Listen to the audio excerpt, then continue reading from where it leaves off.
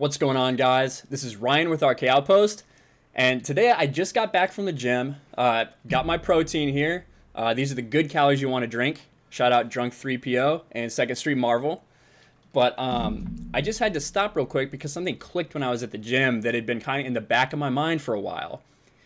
Over the past couple of days, I've talked to a few people in the Fandom Menace and just the Expanded Universe community in general, and the name Kyp Durron has been brought up a lot.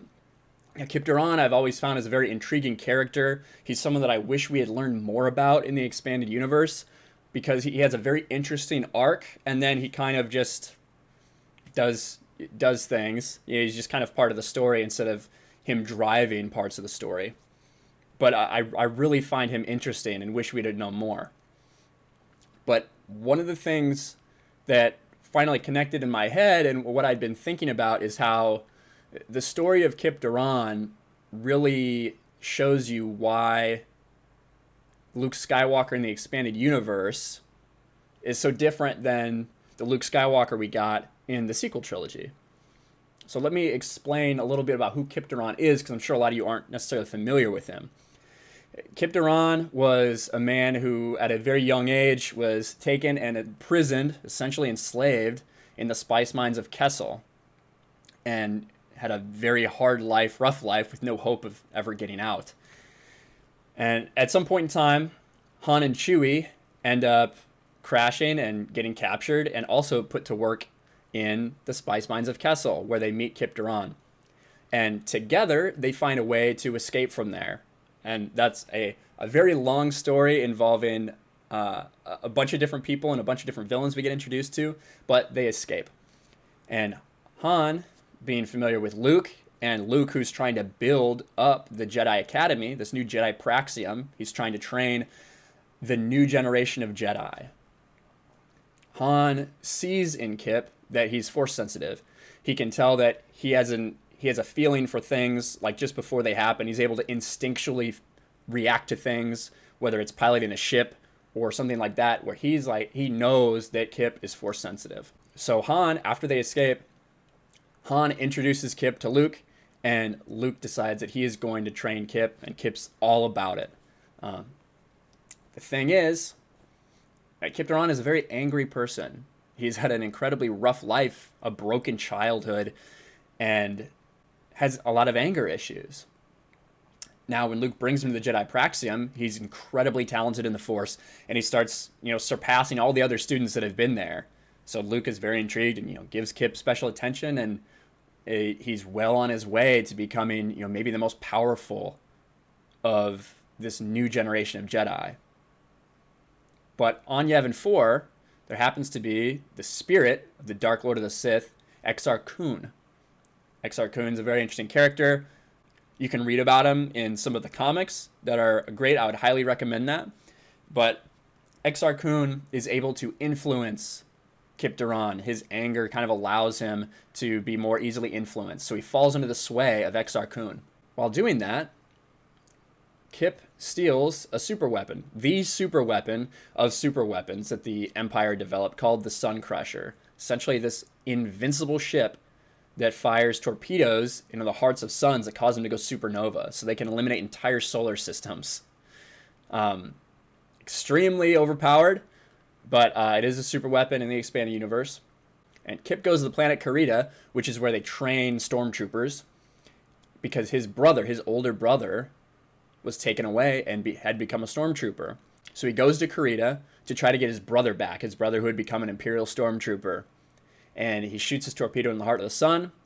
Things don't exactly go as planned, and he wipes out the entire solar system, including his brother, and millions of people are dead. One of the worst things that has ever happened in the history of the galaxy. All while under the sway of Exar Kun, but Kyp is responsible for those actions. Luke Skywalker, who's responsible for Kyp, doesn't give up hope, doesn't stop believing in himself or Kyp or the Force. He doesn't try to strike him down in the middle of the night because he's fallen under the sway of someone. Luke offers him a chance, another chance, because he believes in people. That's what Luke Skywalker does. Luke Skywalker believes in people. He has hope. To a fault sometimes. He has hope. And he doesn't offer Kyp forgiveness. No one can forgive Kyp Durron for the terrible things that he has done. But Luke Skywalker offers him a chance to do more good in the galaxy. He offers him a chance to be a positive force. And Kyp does. Now, for several years, Kyp Durron struggles. He struggles mightily with that anger and that darkness that's inside of him. He struggles coming to terms with it. He struggles coming to terms with the leadership of Luke Skywalker, which he sometimes feels is too passive. But eventually, Kyp grows, and he becomes one of the most powerful Jedi of that generation. One of the first masters of Luke Skywalker's new Jedi Order. Jedi Master Kyp Durron. And so I think it's a great story of, coming from the absolute darkest possible future and doing the worst things you could into being a positive change in the galaxy. And Kyp, that weighs on him daily what he has done, but he lets it inspire him to do better things for the galaxy. And I think it's just such a far cry from the Luke Skywalker we had in The Last Jedi, where I'm not going to call him Ben Solo, Kylo Ren, where Luke feels that Kylo is falling under the sway of this dark entity. And, even if just for a second he thought about striking him down. And that's why so many people who are familiar with the Expanded Universe Grand Master Luke Skywalker were stunned and upset with the Luke Skywalker portrayal we got in the sequel trilogy. And it's not that it's impossible to imagine, Luke Skywalker over, 30 or 40 years becoming that, but we didn't get any of that explanation. All we got is, boom, this is your Luke Skywalker now. And that's why so many of us prefer the Expanded Universe Luke Skywalker. But so that's it. That's what was rattling around in my head. It might be a little rambly, but I thought about it at the gym, just had to do it. But my protein, I definitely need to drink this. It's getting time. If you guys want to get fit and healthy, check out the link below for PERFORMA. They have some great geek and nerd shaker cups. They're awesome. But yeah. So what do you guys think? Do you know about Kyp Durron? Do you find his story as intriguing as I do? Do you wish that we would have seen the Expanded Universe version of Luke Skywalker instead of the sequel trilogy Luke Skywalker that we got? Let me know in the comments below. Make sure you subscribe, smash the like button, and I'll talk to you guys later.